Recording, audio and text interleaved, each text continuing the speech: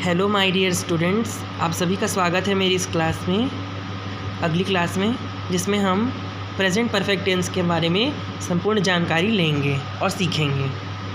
देखिए, तीसरा है काल का तीसरा प्रेजेंट टेंस का तीसरा भाग है प्रेजेंट परफेक्ट टेंस, जिसे हम हिंदी में प्रेजेंट पूर्ण या निश्चित वर्तमान काल कहते हैं।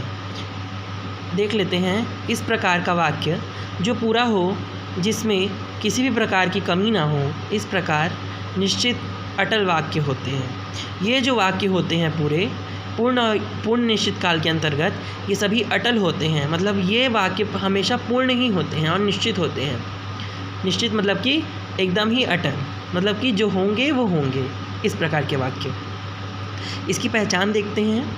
यदि वाक्य के अंत में चुका है, चुकी है, चुके हैं, चुके हो इत्यादि आए तो वह वाक्य प्रेजेंट परफेक्ट का कहलाएगा।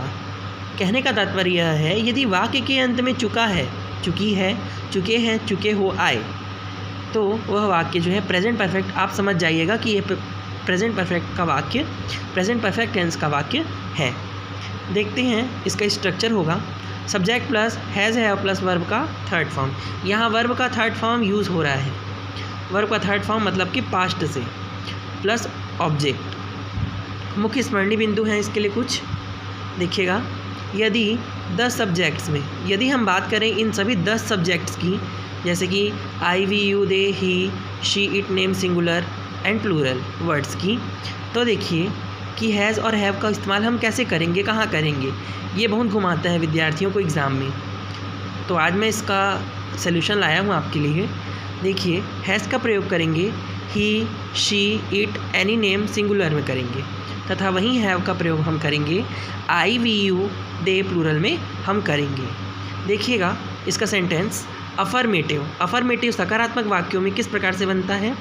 तो शी है, तो हम देखिए शी, आप लोग देखिए ऊपर में कहाँ दिख रहा है, शी जो है हैज़ के साइड दिख रहा है, तो हम यहाँ पे हैज़ का इस्तेमाल करेंगे। तो she has cut the vegetables. वैसे शी है वह एक लड़की है, शी का इस्तेमाल हम किसी भी स्त्री जाति के लिए करते हैं, तो इसलिए शी हैज़ आएगा, क्योंकि वह एक है, सिंगुलर है, इसलिए। तो शी हैज़ कट जो है वर्ब की थर्ड फॉर्म है। कट वर्ब की फर्स्ट फॉर्म है, कट वर्ब की सेकंड फॉर्म है, कट ही वर्ब की थर्ड फॉर्म है, तथा कटिंग वर्ब की फोर्थ फॉर्म है, टू कट्स वर्ब की फिफ्थ फॉर्म है, टू कट वर्ब की सिक्स्थ फॉर्म है। इस प्रकार से वर्ब की थर्ड फॉर्म होगी कट द वेजिटेबल्स। यानी कि हिंदी में कहा जाए तो वह सब्जियां काट चुकी है, वह सब्जियां काट चुकी है। देखते हैं निगेटिव इसका किस प्रकार से बनेगा। Negative, she has not cut the vegetables. कहा जाए तो वह सब्जियां नहीं काट चुकी है, वह सब्जियां नहीं काट चुकी है। She has not cut the vegetables. यहाँ जो नॉट है वह हेल्पिंग वर्ब के हमेशा बाद लगता है निगेटिव में, कभी उससे पहले हेल्पिंग वर्ब से पहले नहीं लगेगा, ये इसका खास ध्यान रखिएगा।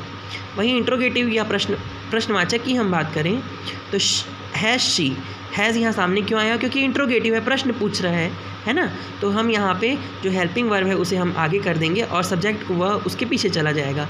तो वाक्य किस प्रकार का बनेगा, देखिए, has she cut the vegetables. क्या वह वेजिटेबल्स काट चुकी है, इस प्रकार से वाक्य बनेगा। हम किसी से डायरेक्टली प्रश्न पूछ रहे हैं ना कि क्या वह काट चुकी है कि नहीं काट चुकी है, ऐसा। तो वहाँ वाक्य आएगा अंग्रेजी भाषा में कि क्या वह वेजिटेबल्स काट चुकी है, तो has she cut the vegetables. इस प्रकार से हम करते हैं इसका उपयोग।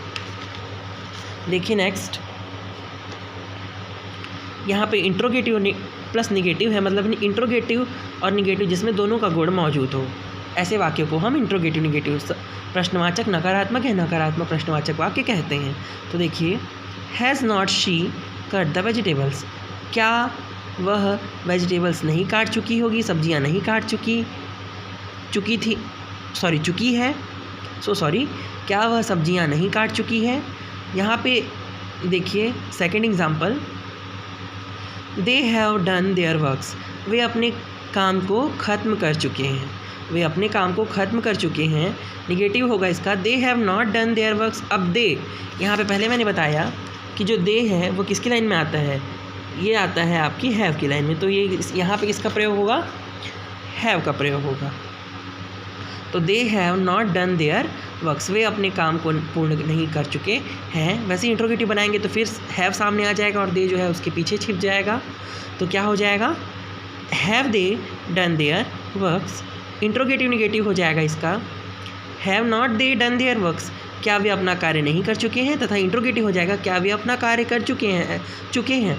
ऐसा हम किसी से प्रश्न करेंगे तब के समय में हम इसका प्रयोग करेंगे। ये इतना रहा, है ना। इससे संबंधित होमवर्क है, ये आप अपने घर में अभ्यास कीजिएगा, जिससे आपको बहुत आसानी होगी टेंस बनाने में। और मेरी गारंटी है कि आप अपने परीक्षा में अच्छे से अच्छे 100% मार्क्स अंक ला सकेंगे अंग्रेजी विषय में। देखिए, वे खाना खा चुके हैं, दूसरा है तुम सो चुकी हो, तीसरा है वह जा चुकी है। इस प्रकार से ये तीनों वाक्य हैं। आप इसे अपने घर में अभ्यास कर सकते हैं और सीख सकते हैं। सो आज की वीडियो कैसी लगी मुझे कमेंट में ज़रूर बताएं और मेरे चैनल को सब्सक्राइब कर लें तथा शेयर करें जितना ज़्यादा हो सके, और जितने भी बच्चे हैं 11वीं 12वीं 10वीं के उन तक पहुंचाएं। ये बहुत ही यूज़फुल हो सकता है आप सभी के लिए यदि आप ध्यान देंगे तो। So that's all. Thank you so much for watching this masterpiece video. Okay, take care. Bye.